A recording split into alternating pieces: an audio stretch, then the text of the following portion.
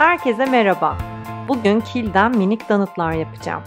Ben bu donutları ayraç olarak tasarladım ama siz takı aparatı, anahtarlık hatta broş olarak da kullanabilirsiniz. Kapak yardımıyla ilk şekilleri verdikten sonra kalan kili ziyan etmeden yenilerini yapıyorum.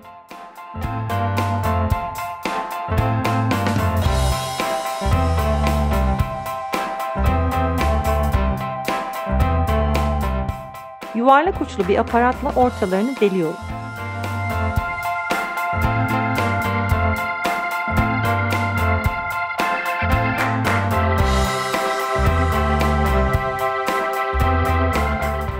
Ama tam bir donut görüntüsü için suyla keskin kenarlarını oval hale getirmem gerek.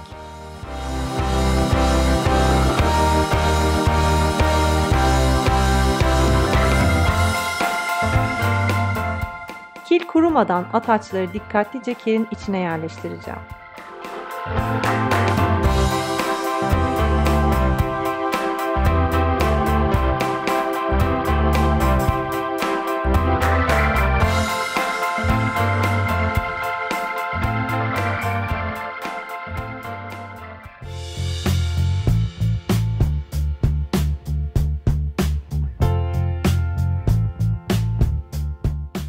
Hamur görüntüsü için krem rengi akrilik boyanın tonunu karamel rengiyle biraz kırmaya çalışsam da kesinlikle daha fazla kullanmam gerekirdi.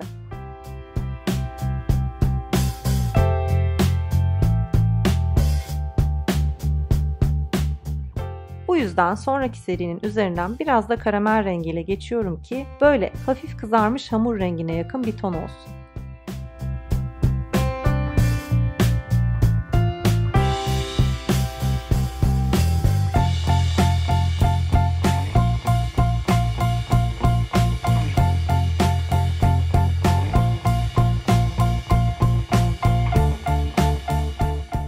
Hatta tonunu ayarlayamadığım ilk donutların üzerinden de geçişli bir renk olsun diye nereden aklıma geldiyse kahverengi bir göz farıyla geçtim. Bence iki yöntem de gayet işe yaradı. 3 boyutlu ve dolgun bir sos katmanını sıcak silikon yardımıyla kolayca elde ettim ama elinizde silikon tabancası yoksa tutkal gibi şişede satılan soğuk silikonla da aynı görüntüyü elde edebilirsiniz.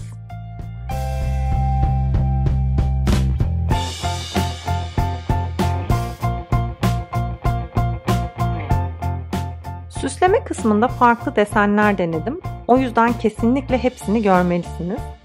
Önce bir kısmını kahverengi akrilik boyayla boyadım. Ama oje kullanırsanız donutların üzerindeki glaze görüntüsünü birebir yakalamış oluyorsunuz.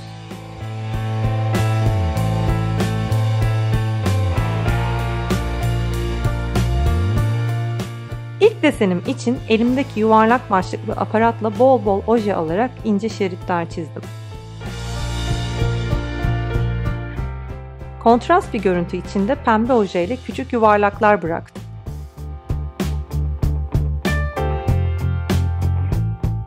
Ayraçlar gerçekçi bir hal aldıkça benim canım epey tatlı çekti. O yüzden bunu yapacaksanız yanınızda bir miktar çikolata bulundurmanız iyi bir fikir olabilir.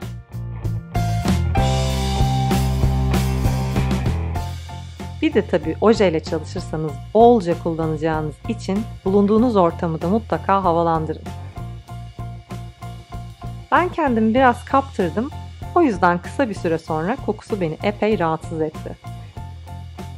Sonlara doğru yaptıklarım da bence en eğlenceli olanlarıydı. Önce sırayla hepsini ojeye buladım, bir tek karamel olanda akrilik boya kullanıyorum. I can hear a grumble in the corner of the room. It's calling me and getting louder. I can feel impending doom. I try to concentrate on something else, but it teases me. Bir tanesinin üzerine kırtasiyede satılan bu süslerden yapıştırdım. It's almost gravitational the way it pulls me over. Well, it's insatiable. It's too inviting, too exciting. Refrigerator one, Bridget New. Bazılarını bu şekilde gelişigüzel desenlere boyuyorum.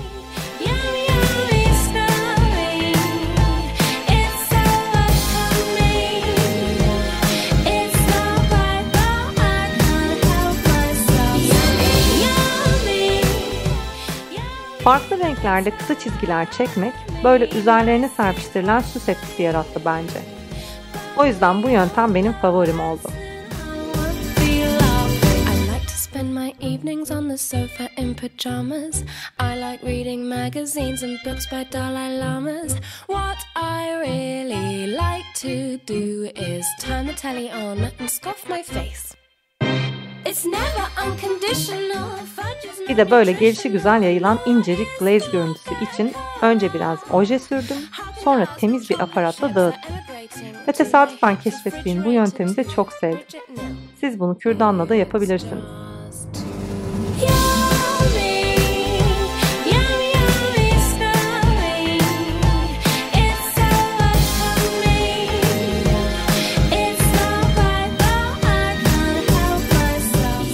Son olarak şeffaf bir tırnak cilasıyla hepsini güzelce parlatıyorum. Tabii ki vernik de kullanılabilir. Hepsi kuruduktan sonra hemen bullet journal'ıma dizdim ve bence çok güzel oldular. Bir miktar kilden hem kendinize hem kitap okumasını seven arkadaşlarınıza hediye etmek için bol bol ayraç çıkartabilirsiniz. Böylece hem el emeği hem de orijinal bir hediye olur. Tabii unutmadan videomu beğenip hatta paylaşırsanız beni de mutlu etmiş olursunuz. Hepinizi öpüyorum. Bir sonraki videoda görüşürüz.